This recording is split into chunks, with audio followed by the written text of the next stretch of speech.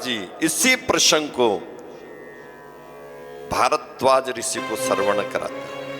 प्रश्न करते हैं भारद्वाज ऋषि के गुरुदेव, कल आपने बहुत सुंदर चरित्र शिव और शक्ति का श्रवण कराया। जब सती दक्ष के यज्ञ में प्राणांत कर देती है, फिर मां सती का दूसरा जन्म कहां होता है और शिवजी से कितने वर्ष में फिर शक्ति का मिलन होता है। तब याज्ञवल्क्य जी कहते हैं कि हे भारद्वाज ऋषि, जब सती दक्ष के यज्ञ में प्राण उत्सर्ग कर देती है और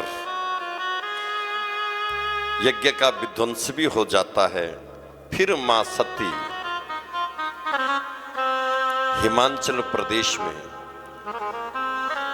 वहां के राजा हिमांचल और उसकी पत्नी है मैना, वहां जाकर के अवतरित होती और वहां भी सती, वहां दूसरा जन्म जब हुआ तो नाम पार्वती पड़ा, लेकिन जन्म से ही शंकर भगवान के चरणों का ही वंदन करती थी। सती मरत जब देह त्याग किया था, उस वक्त वहां सती ने हाथ जोड़े भोले बाबा का चरणों का स्मरण करती है, प्रायश्चित करती है कि मैंने आपका कहा नहीं माना, अगर आपका कहा मान लेती तो आज मुझे इस अग्नि की ज्वालाओं में नहीं जलना पड़ता। सती मरत हर सन वर मांगा, सती मरते हर सन वर मांगा, जन्म जन्म शिव पद अनुरागा, जन्म जन्म शिव पद अनुरागा।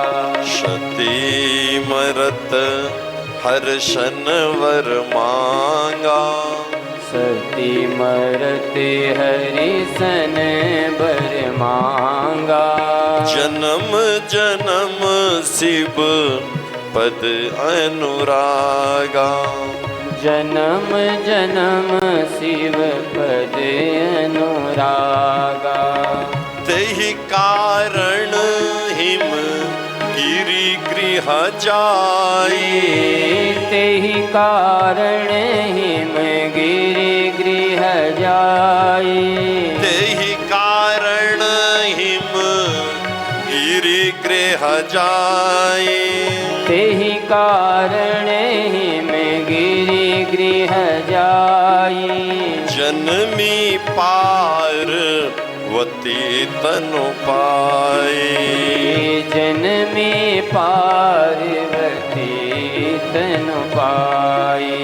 समाचार नारद जब पाए, समाचार नारद जब पाए, कौतुक ही तब नगर सिधाए, भूप ही से सब नगर सिधाए।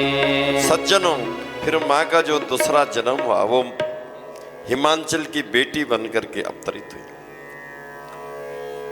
नारद जी को जब पता लगा कि हिमांचल के घर में एक बेटी ने जन्म ले, जब से उमा, क्या होता है उन पहाड़ों में, ऊंचे ऊंचे पहाड़, पर्वतों में कुछ भी नहीं था, एकदम पाषाण पाषाण शिलाखंड।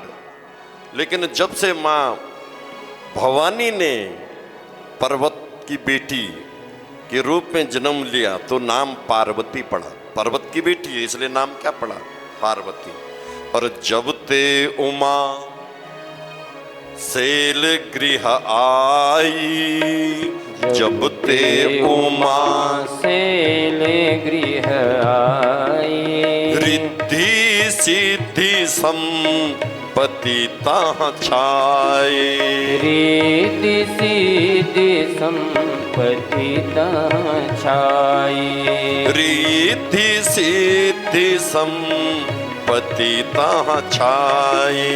रिद्धि सिद्धि संपत्ति तहाँ छाई। और माताओं बताऊं आपको, पहाड़ों की और पर्वतों की संपत्ति क्या है? क्या है वहां की संपत्ति? कभी आपने विचार किया?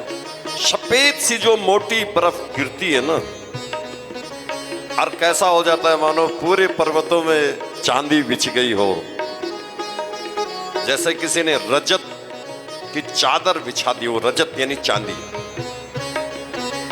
और जितनी ज्यादा बर्फ गिरती है उतनी ज्यादा औषधि पैदा होती है। जितनी बर्फ गिरती है उतनी ज्यादा औषधि पैदा होती है। और जितना पुराना बर्फ होता है उसी सेल से फिर हीरा भी पैदा होता है। और वही बर्फ धीरे धीरे जब पिघलता है तो धरती को कितना पानी देता है, जगह जगह कैसा अमृत तुल्य जल देता है। जब ते उमा सैल घर जाई, रिद्धि सिद्धि संपत्ति ता छाई। अब जब नारद जी वहां गए कि हमने सुना है कि हिमाचल के राज्य में एकदम संपत्ति हो गई। जैसे ही गए,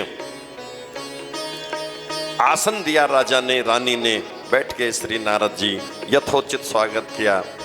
बोले सुना है तुम्हारी बेटी हुई है, बहुत प्यारी सी बच्ची, छोटी बच्ची है, अभी 4 वर्ष की है।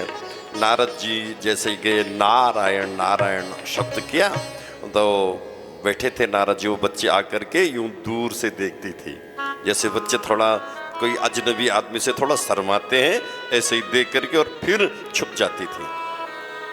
फिर गोदी में ली मां मैना ने कि महाराज इस बच्ची को आशीर्वाद दो।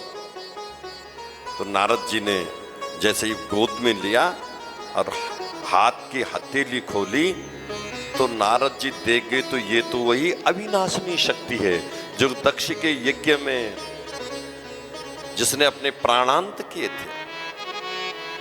मनी मन में प्रणाम किया। कुछ बोलते तो मां शक्ति ने ओठों पर हाथ लगा दिया कि बाबा अगर आपने भेद खोल दिया तो फिर गड़बड़ हो जाएगा। फिर भी आप आए हैं, आप मेरा मार्ग, मुझे रास्ता बताएं, मेरे मार्ग का, मेरे लक्ष्य का सरलीकरण करें।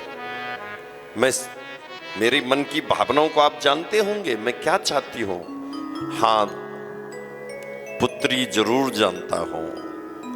आप ऐसा करो, केवल शंकर भगवान का भजन करो। शिव जी को पाने के